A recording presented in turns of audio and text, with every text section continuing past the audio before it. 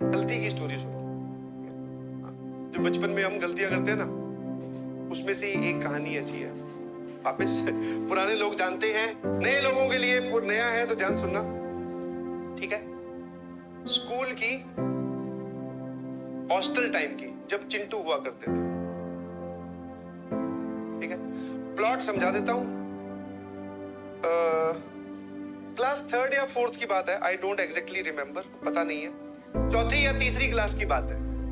तो जो छोटे बच्चे होते हैं उनको हॉस्टल में एक पूरे वार्ड में एक साथ रखा जाता है। जब आप बड़े हो जाते हो, मतलब 8, 9, 9th, 10th में चले जाते हो, तब आपको एक रूम में 3 लोग या 2 लोग, वो वाली सिचुएशन होती थी। तो हमारा क्या है, ऐसे वार्ड था पूरा, एक तरफ इस तरफ बेड लगे हुए थे बहुत सारे, और एक तरफ इस तरफ बेड लगे हुए थे, और कुछ बेड्स यहाँ पे लगे हुए थे, ठीक है। ये हॉल मेन एंट्रेंस का था, ध्यान सुनना।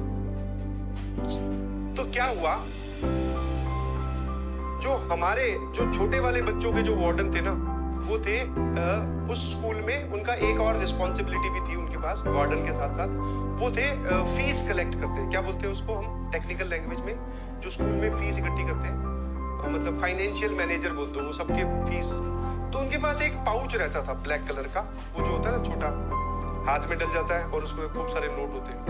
तो उनके पास एक पाउच रहता था जिसमें वो सारी फीस दिन में जो इकट्ठी हुई है स्कूल की, वो रखते थे, ठीक है, आया ना। तो अब क्या हुआ, हाँ क्लर्क, बिल्कुल सही। यहां पर मेरा बेड था सबसे इस तरफ वाले कोने में ही, हाँ ये वाला। तो वो शाम को पढ़ाई वाला स्टडी आवर जिसको बोल रहे हैं, वो चल रहे थे। तो वो आके मेरे ही बेड पे बैठे और सभी बच्चों से बात करने लगे, जिसके जो डाउट है वो बताने लगे, होमवर्क चेक करने लगे। डाउट वाला तो उस टाइम पे सीन होता नहीं था, सब लोग अपनी अपनी कॉपी लिखते। तो गुरुजी जो है वो इस तरफ मुंह करके बाकी सभी बच्चों को एड्रेस कर रहे थे। मेरा होमवर्क वगैरह चेक हो गया, मैं बैठा था अपने बेड पे, यहाँ उनका पाउच रखा गया यहाँ मेरे वाले बेड पे, और पाउच की जो चेन है, एक बड़ी चेन जिसमें बड़े नोट थे, एक छोटी चेन जिसमें छोटे नोट थे, वो खुली थी, और उसमें 10-10, 20-20 के जो नोट होते हैं वो खुले। उस टाइम पे 10-10, 20-20 के सिक्के थे, तो 10-10 वाले नोट थे और 20-20 वाले नोट। पता नहीं दिल में क्या खुराफात जागी ऐसी, समझना। आप ऐसा एक मोमेंट अपनी जिंदगी में सभी लोग रिलेट कर पाएंगे कि जब सब सही चल रहा होता है, पता नहीं ऐसे ही दिल में एक अलग से बोले ये करके देखते हैं किससे क्या फायदा हो।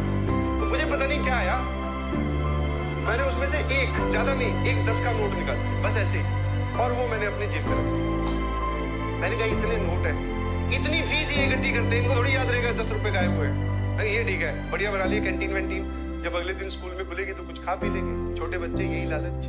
ऑल्दो ऐसा नहीं है घर वालों की तरफ से पैसे नहीं मिलते थे भैया, प्रॉपर खर्चा और पैसे वैसे मिलते थे, ठीक है। ऐसे ही मैं बोल रहा हूँ ना, खुरापाती ऐसा सबके साथ होता है। जब सही चल रहा होता है, अपने को कहीं मौका मिलता है, बोले ये करके देखते हैं, तो मैंने 10 का नोट निकाल लिया, ठीक है। तो वो यहाँ से चले गए, रात को सोने का वक्त हो गया, सो गए। सुबह बारी हुई, वापस उठे, वही ब्रश पीटी वीटी करो, फिर वापस से पढ़ने बैठो। तो जब पढ़ने बैठे तो यही सर हमारे वापस से क्लासरूम में भी आते थे। तो इन्होंने कॉमन अनाउंसमेंट की कि मेरे पर्स से पैसे निकले हैं, किसी को पता है क्या, ठीक है। और ये सुनते ही मैं जो है ना, मतलब अभी जैसे सफेद रंग का हूं, तो एकदम लाल रंग का हूं, ठीक है। मैंने कहा यार ये क्या हुआ, इनको पता कैसे चल गया कि मैंने निकाले, और निकले कैसे? मैं बड़ा ही कंजूस टाइप का आदमी, 10 रुपए के लिए ऐसे कर रहा है। फिर उसके बाद में सारी चीजें दिमाग के सामने घूमनी स्टार्ट हो गई। मैं कहा भैया अब पकड़े जाएंगे, वो पैसे भी अब तक खर्च नहीं हुए हैं, समझ में आया? हाँ, हथियार जो है वो अभी भी मेरे पास ही है, या तो मैं उसको खर्च कर दूं, तो मैं बोल दूं मेरे पास तो नहीं है, तो अभी भी खर्च नहीं हुए पैसे। और इसको पता भी चल गया कि भैया पैसे चोरी हुए। तो पहले तो उन्होंने कॉमन अनाउंसमेंट की, उनको शायद पता था कि मैं ही हूँ, क्योंकि उनको ये पता था ना किसके बेड पे जाके बैठा था। तो उन्होंने कॉमन अनाउंस किया, क्या पता ये खुद आगे आके वो पैसे दे दे। तो मैं तब तक तो चुप रहा, पूरा दिन निकल गया, पूरा दिन घबराहट में निकला। हाँ, ना खाना खाया ना कुछ, और फुल परेशान, ठीक है। मैंने कहा यार ये 10 रुपए के चक्कर में अब इज्जत का फजीती तो होगी, घर वाले अलग मारेंगे, स्कूल वाले अलग मारेंगे, और बेइज्जती और होगी फालतू। उसके बाद में जब शाम की बारी, फिर से यही वापस सीन आया, वापस रात को पढ़ने का वक्त आया, तो इन्होंने फिर मुझे डराने का एक बढ़िया चीज ढूंढी। क्या? इन्होंने बोला, हाँ वो सुना जरा, ये इंटरेस्टिंग है। ये क्या किए, 2 चावल लेके आए, 2 सफेद रंग के चावल, पके हुए नहीं थे। तो वो 2-2 चावल उन्होंने क्या किया, सभी बच्चे जो थे ना सबके तकिए के नीचे रख दिए, और इन्होंने इस तरीके से डराया जैसे छोटे बच्चों को डराते हैं कि भैया जिसने चोरी की है सुबह तक उसके चावल ऑरेंज कलर के हो जाएंगे, सुबह तक उसके चावल ऑरेंज कलर के हो जाएंगे। दो चावल रख दिए सबके नीचे, या पता नहीं इनकी कोई टेक्निक थी या सच में ऐसा कुछ होता है मुझे तो नहीं पता।